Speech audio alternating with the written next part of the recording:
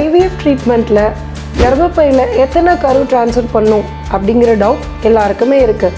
வாங்க நம்ம அதை பற்றி பார்ப்போம். ஸோ எத்தனை கரு ட்ரான்ஸ்ஃபர் பண்ணும், அதாவது எத்தனை எம்ப்ரியோ ட்ரான்ஸ்ஃபர் பண்ணணும் அப்படின்றது அவங்களோட ஏஜ் பொறுத்து, அவங்களோட எம்ப்ரியோ குவாலிட்டி, கிரேடிங் ப்ளஸ் அவங்களோட சேஃப்டி இதெல்லாம் பொறுத்து தான் இருக்குது.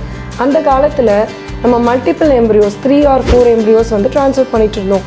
இப்போல்லாம் நமக்கு நல்ல குட் குவாலிட்டி யங் ஏஜாக இருந்து எண்டோமெட்ரியம் லைனிங் ரொம்ப நல்லா இருந்தால் Day 5 or Day 6 எம்ப்ரியோவை பிளாஸ்ட் அப்படின்னு சொல்லுவோம்.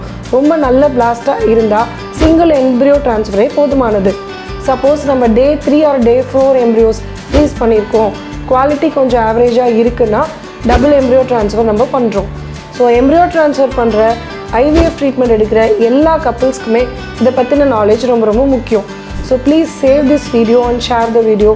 For more information, follow our Adi Fertility Center channel. Thank you.